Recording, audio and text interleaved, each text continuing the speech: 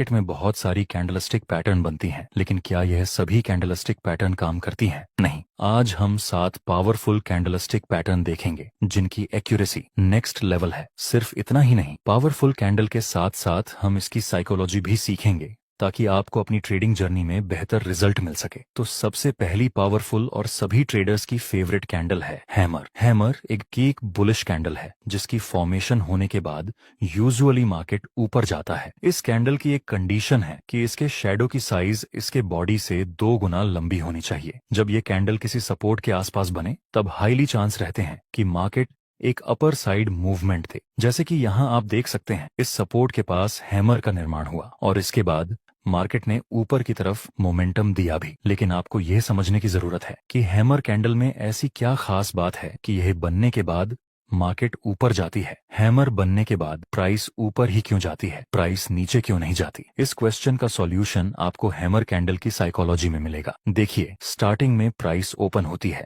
और सेलर्स की वजह से प्राइस नीचे गिरने लगती है, पर किसी इंपॉर्टेंट सपोर्ट के पास बायर्स एक्टिव होते हैं और प्राइस को ऊपर की तरफ पुश करते हैं। एंड में प्राइस जहां ओपन हुई थी उसके भी ऊपर बायर्स प्राइस को क्लोज करवाने में कामयाब रहते हैं। शुरुआत में सेलर्स ने पूरी कोशिश की थी प्राइस को नीचे गिराने की, लेकिन एंड में बायर्स ने पूरा कंट्रोल लेकर अपना डोमिनेंस दिखाया, जिसके बाद हमें हैमर कैंडल जैसी फॉर्मेशन मिलती है। इस कैंडल में अभी बायर्स का डोमिनेंस है। जब दूसरी कैंडल भी इस हैमर के हाई के ऊपर क्लोज हो जाए तब हम कंफर्म हो जाते हैं कि अब प्राइस यहां से एक अपर साइड मूवमेंट दे सकती है, क्योंकि यह दोनों ही कैंडल में बायर्स का डोमिनेंस है। अब दूसरी इंपॉर्टेंट कैंडल देखते हैं जो कि सेलर्स की पसंदीदा कैंडल में से एक है, वह है शूटिंग स्टार। शूटिंग स्टार एक भी बेयरिश कैंडल है जिसकी फॉर्मेशन होने के बाद यूजुअली प्राइस नीचे गिरती है। इसकी भी एक कंडीशन है कि इसके शैडो की लंबाई इसके बॉडी से मिनिमम 2 गुना ज्यादा होना चाहिए। जब यह कैंडल किसी रेजिस्टेंस के आसपास बने तो हाईली चांस रहेंगे कि प्राइस नीचे गिरे। जैसे आप देख सकते हैं, यहाँ मार्केट पहले अपर ट्रेंड में मूव कर रहा था, फिर हमें एक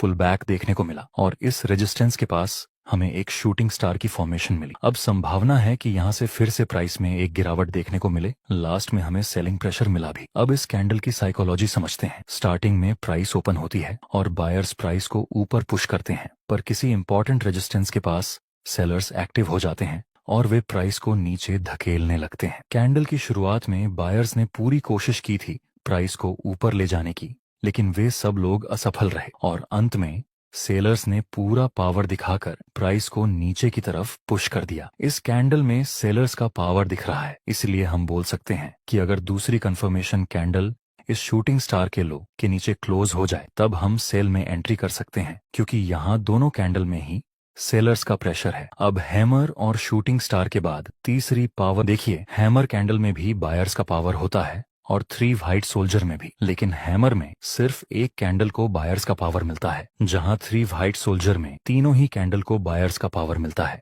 इसलिए 3 व्हाइट सोल्जर की एक्यूरेसी ज्यादा रहती है इन कंपैरिजन टू हैमर। आपकी नेक्स्ट हाईली एक्यूरेट कैंडल है 3 ब्लैक क्रो। इसमें तीनों कैंडल का इतना है कि 3 ब्लैक क्रो में तीनों कैंडल का कलर रेड होना चाहिए। बाकी सारी कंडीशन 3 व्हाइट सोल्जर जैसी ही हैं। यहाँ पर आप देख सकते हैं प्राइस पहले ऊपर जाता है, फिर एक हल्का सा पुल बैक के साथ नीचे गिरता है। जहां से प्राइस नीचे गिरा उस एरिया को हम एज अ रेजिस्टेंस यूज कर सकते हैं। आगे प्राइस इस रेजिस्टेंस के पास 3 ब्लैक क्रो की फॉर्मेशन बनाता है जो एक बेरिश सिग्नल है, तो फिर अब हम सेल में एंट्री कर सकते हैं। स्टॉप लॉस इस 3 ब्लैक क्रो के हाई से थोड़ा सा ऊपर और प्रॉफिट टारगेट के लिए हम नजदीकी सपोर्ट का यूज करेंगे। नेक्स्ट, एक बड़ी गिरावट के साथ हमारा प्रॉफिट टारगेट कंप्लीट हो गया। चलिए इसकी साइकोलॉजी समझते हैं। स्टार्टिंग में प्राइस ओपन होती है और सेलर्स की वजह से प्राइस नीचे आती है और नीचे ही प्राइस क्लोज हो जाती है। दूसरी कैंडल में भी सेलर्स की एक्टिविटी ज्यादा होने की वजह से प्राइस ओपन होकर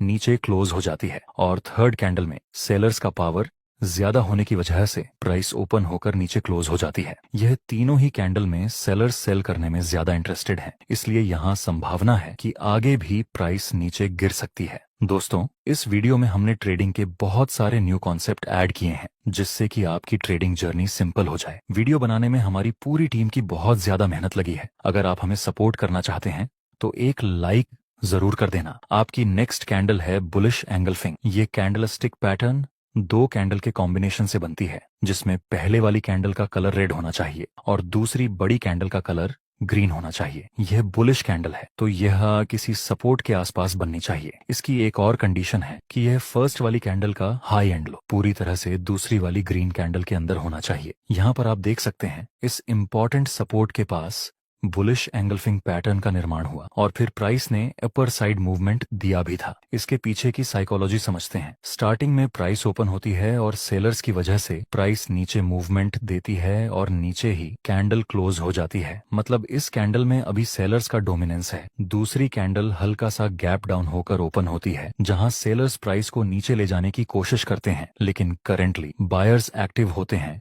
और वे प्राइस को फुल पावर के साथ ऊपर पुश करने की कोशिश करते हैं और बायर्स प्राइस को फर्स्ट कैंडल के हाई के ऊपर क्लोज करवाने में कामयाब रहते हैं। यहाँ इस कैंडल में सेलर्स का डोमिनेंस था, लेकिन दूसरी कैंडल में बायर्स का डोमिनेंस देखने को मिला। जब दूसरी कैंडल इस ग्रीन कैंडल के हाई के ऊपर क्लोज हो जाए तब हम बाय में एंट्री कर सकते हैं। इसी तरह आपकी दूसरी पैटर्न है बेरिश एंगल्फिंग। इसका निर्माण होने के बाद यूजुअली मार्केट नीचे गिरता है। इसमें यह फर्स्ट कैंडल का कलर ग्रीन होना चाहिए और सेकंड कैंडल का कलर रेड होना चाहिए। यह बात जरूरी है कि बेरिश एंगल्फिंग किसी रेजिस्टेंस के आसपास बननी चाहिए, तभी इसकी एक्यूरेसी बेहतर रहेगी। इसमें भी यह फर्स्ट कैंडल का हाई और लो पूरी तरह से इस सेकंड कैंडल के अंदर होना चाहिए। आप देख सकते हैं यहाँ इस इंपॉर्टेंट रेजिस्टेंस के पास एक बेरिश एंगल्फिंग का निर्माण हुआ और फिर प्राइस ने एक डाउन साइड की मूवमेंट दी थी। इसकी क्या साइकोलॉजी है, चलिए देखते हैं। शुरुआत में प्राइस ओपन होती है और बायर्स की वजह से प्राइस ऊपर की तरफ मूवमेंट देती है और ऊपर ही क्लोज हो जाती है। दूसरी कैंडल हल्का सा गैप अप के साथ ओपन होती है और धीरे धीरे ऊपर जाती है, लेकिन सडनली सेलर्स एक्टिव होते हैं और वे प्राइस को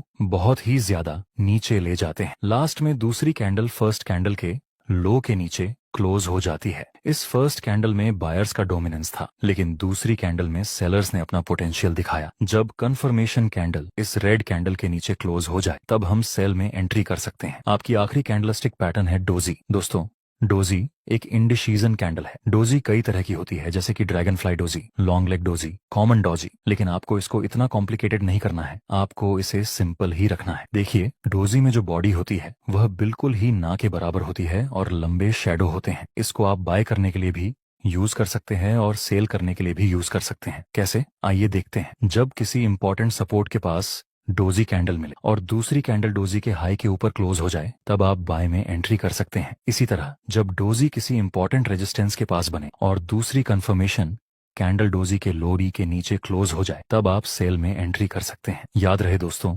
डोजी के आधार पर ट्रेड लेते समय आपको हमेशा कंफर्मेशन कैंडल का वेट करना है, क्योंकि यह इंडिसीजन कैंडल है। चलिए इसकी साइकोलॉजी समझते हैं। शुरुआत में प्राइस ओपन होती है और सेलर्स प्राइस को नीचे पुश करते हैं, लेकिन बायर्स एक बार फिर से प्राइस को ऊपर ले जाते हैं। जैसे ही प्राइस ऊपर जाती है, सेलर्स फिर से एक्टिव होते हैं और प्राइस को नीचे पुश कर देते हैं और जहां प्राइस ओपन हुई थी उसके आसपास ही क्लोज हो जाती है। सेलर्स ने कोशिश की थी प्राइस को नीचे ले जाने की, लेकिन वे नाकामयाब रहे और वहीं बायर्स ने भी कोशिश की थी प्राइस को ऊपर ले जाने की, लेकिन वे भी सफल नहीं रहे, जिस वजह से इस कैंडल को हम इंडिसीजन कैंडल बोलते हैं। दोस्तों, अगर आपको इस वीडियो से कुछ ना कुछ वैल्यू मिली हो तो लाइक जरूर करना और कोई डाउट हो तो कमेंट में बता देना। साथ ही अगली वीडियो किस टॉपिक पे चाहिए कमेंट में जरूर बताएं। दोस्तों,